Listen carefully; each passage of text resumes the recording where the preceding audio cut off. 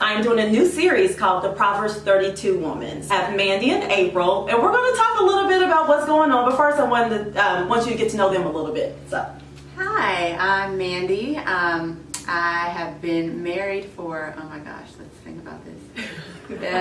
13 years. This year it will be 13 years. Oh, wow. Yes, I have 2 children, 2 little boys. And I'm their TT.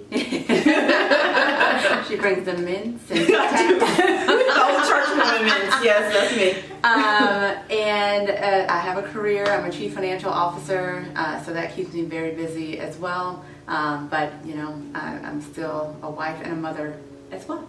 Awesome.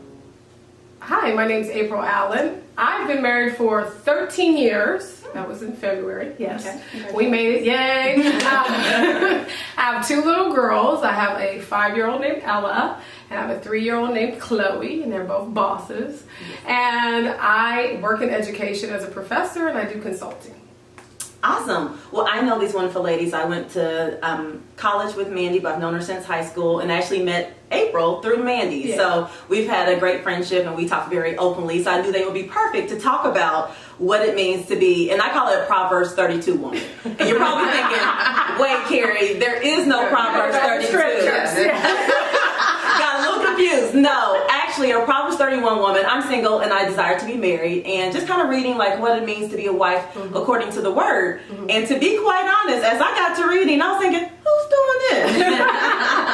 Who's making their own clothes? You know, getting up and getting right. And actually, it also came from a conversation that I was having. We were out to dinner. Me and my parents were out to dinner with April and her husband. Yes. And we were joking around about, a Proverbs 31 woman. And April, what you called yourself? I'm Proverbs 16. At the halfway mark. Because I do consider my mom a Proverbs 31 woman. Yeah. She definitely was very traditional growing up, and I think things have changed. Mm-hmm. So what comes to mind when you think of being a Proverbs 31 woman? I'll start. The law of kindness is on her tongue. Oh. So that's in Proverbs, in that scripture, that passage about a Proverbs 31 woman. And that's one of my favorite scriptures because it talks about the law of kindness is on her tongue. And so for me, I'm very careful about how I speak. I want to uplift my husband and encourage my husband and uplift my children and encourage them. So I have a rule of 3: edify, encourage, and discipline where needed. So that's how I run my house, and I try to run my husband. I can't discipline, but I can, but I'm not supposed to. Right. But I try to make sure if I'm saying something, it's for his benefit. If I feel I need to step in, okay, that's a bad plan. So first of all, Proverbs 31 that's a whole lot of stuff on the plate. I'm like, that's I would like to believe she broke those down at different times. Right. That's actually a great point. Because that lady wasn't 40 years old or whatever that would be the equivalent of 40 at that point. Right. I think that lady was much more mature and had accomplished things in her marriage. Right? Great point. Because there's no way. In the culture of the day, you had as many kids as you could pretty much have, especially the son, right? Right. There's no way you having 5 kids, you sewing purple, walking a mile, 2 miles to a game, coming back, doing all making fresh lawn, being nice to your service, slaughtering the goat, whatever. Like you don't got no cars, you don't got you don't even have enough time to get from point A to point B. Right. So I believe some of those things occurred in different seasons of her life. And when I think about it, it kind of starts off talking about how the husband can trust in his wife. And so I think about just having peace and a place where everybody can come, not only your husband, but your kids can come, and there's just peace and everybody is trusting in the household. And so that's the kind of environment that I like to have in my house. And you think about a Proverbs 31 woman, you want to be trustworthy, a woman of your word. Yes. I love about the kind words off of your tongue. And how do you keep the peace? Because you've heard the saying, happy wife, happy life. Yes. But when you're a mom, a wife, a sister, a friend, a daughter, something as simple as like, gosh, I didn't call my mom today, or whatever it looks like. So how do you do that? Call my mom today. It's hard. I mean, you can't do it all. And I always hear people about, you got to have the right balance, and women can do it all. You can do all things. We were just talking about that. We were just talking about how people misuse the scripture about it. I can do all things through Christ who strengthens me. That's not what he meant. People be adding stuff to their plate. Talking about, well, God's gonna give me the scripture. That is not what that means. We need to get the scriptures in context. Right. He'll give you the grace for what He's put you to go through. Right. Did you seek Him first? Right. So when you just add stuff to your plate, I can be a board member. I can do 2 boards. I can be homeroom mom. I can do the T-ball team. I can be at work. I can be at every meeting. You can't do that. We can't. Okay. Now, I mean, there's a price to pay. Right. And something's going to suffer, such as your home, health. your marriage, your health, That's you. right. Yeah. You going to lose your hair. All kinds of stuff. People out there bald patch. And you pray. Well, if you was sit down, you wouldn't have a bald patch. I'll pray. We put some blessed oil. How do you, even be able to manage like getting up and spending time with the Lord? I think a lot of us deal with that. Like that's just hard to do. I agree. Plus, when you got a husband laying next to you, you know that May want to get may not want a different word. Yeah.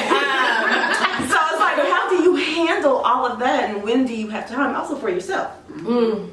I don't do a good job of it. I do not do Thanks a for good being job of honest. it. Yeah. Making time for myself. It's so funny this morning. Noah was like, "You're spending too much time with your friends." Oh, because they're so used to me being around all the time. And, you just, again, I go back to there's always something that, you got to have priorities. Yeah. And, you make time. Like, I try not to get out of the bed. I try to make a rule. My feet will not hit the ground until I've talked to the Lord in the morning. So at least I'm laying there and I'm saying, hey, I'm waking up. Let's talk about the day. I know what I got to go into. You know what I'm dealing with. Yeah. And, that's how I approach that. And then at night, me and Gary try to pray together before we go to bed. So, that's how I fit that in. But everything else, I mean, you just got to, it's day by day. Yeah. So thinking about like the marriage bond and everything, like what do you love most about being married? You got a built-in best friend. Oh, that's awesome. I love that. I love that. Built-in best and build a bear. Amen. I got a build a husband.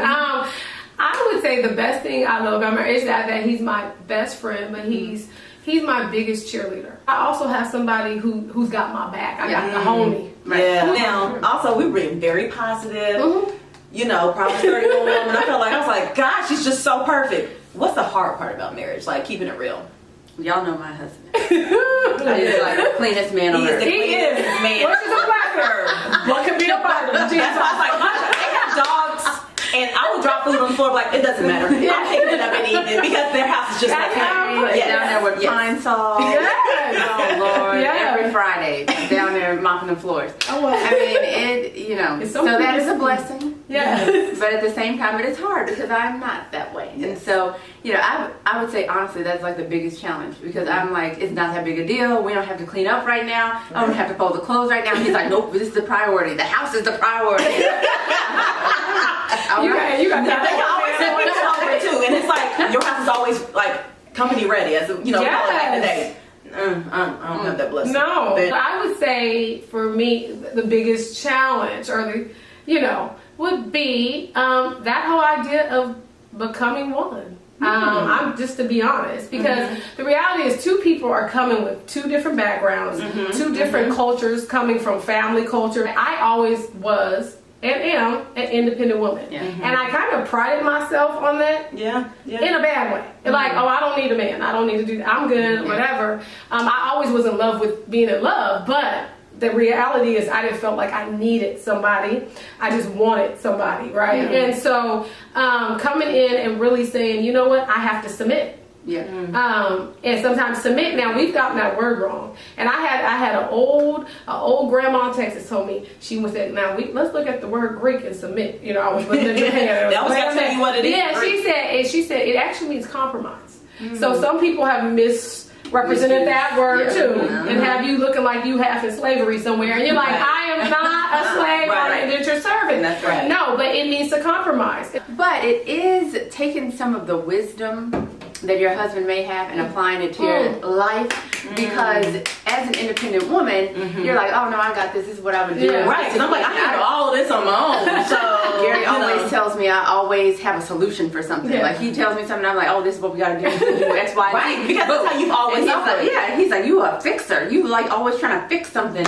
And he's like, you just need to listen sometimes. And I'm like, it's true. Yeah. So, and I hate it because he will tell me, oh no, this X, Y, and Z, you shouldn't do that. And I'm like, deep down, I'm like, man, he is Ryan. I want to do it my way. Right? I've had to learn, even in the last couple months, there's been some different things coming at me, different places. Which way do I work? And I just said, what do you think? So I started digging into him, like, what do you think? Yeah. Even though I don't need you, I'm capable of making my own decisions, but I want to make a wise decision. We also all have blind spots. Yeah. But just like you said, also going back to being one. That's part of being one. I'm seeking you on my decision. That's right. You're dropping all kind of gems. I love it. For single friends like myself or any other single ladies out there, what advice would you give? Like, how can we not be the Proverbs 32 woman? Or is that what we should strive to be? Like, what advice would you give?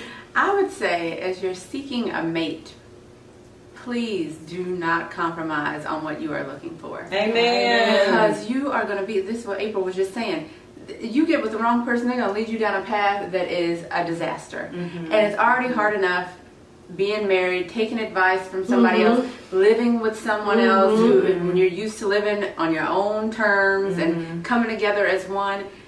You really need to make sure that if your value system is under God, you need to make sure that is a man of God that you are marrying.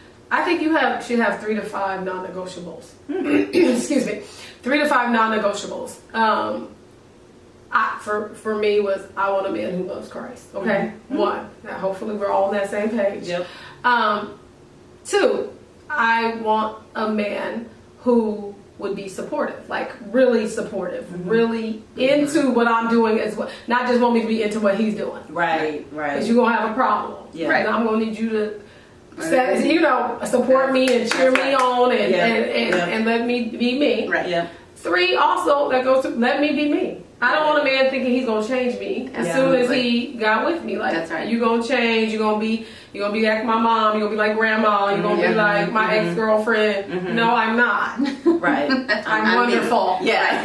I'm a masterpiece. That's exactly right. And that is one of the reasons why I knew Gary was the right one, is because I felt it was like the first time I felt like I could truly just be me. I didn't have to pretend like I was doing this. He didn't care. Really. I mean, he supported my career, but he wasn't like, oh yeah, she's doing all this. No, he was just like, okay, this is you. I need somebody who appreciates silliness and fun and little, and like they're just your friend. Like really you can have fun with. I'm not gonna always be walking around in heels and looking perfect. Right. Sometimes I got a scarf on. Right. I mean, And I got zit cream going, got a blemish trying to get it gone. I got, you know what I'm saying? Like my panties aren't pretty. Yeah. They from Target. Right. Like cotton panties, like everything ain't a string. I'm just being real. I mean, let's be real. Like I need you to be okay with that. That's right. Yeah. And like still can laugh and enjoy it with that. Yeah. So that's for me. So there should be 1 or 2 little things that are just uniquely you that compliments you or appreciates that about you. Like I said, I take away from it just having a peaceful home, somewhere where your husband is going to want to come. In other parts of Proverbs, talk about the woman and he had to go on the roof and make all kinds of noise. I want to be bothered. You do not want your household to be like that. Like dripping faucet. The man had to go on a roof. You have to go on the roof to get away from you. Yeah. You know that's not the right I think the equivalent of a roof now is to keep driving around the block. Right. Well, ladies, I want to say thank you so much. I hope you guys got something from it. We're having real talk. We'll continue the series, but want to have my besties and my girlfriends corner. So, bye guys. Bye.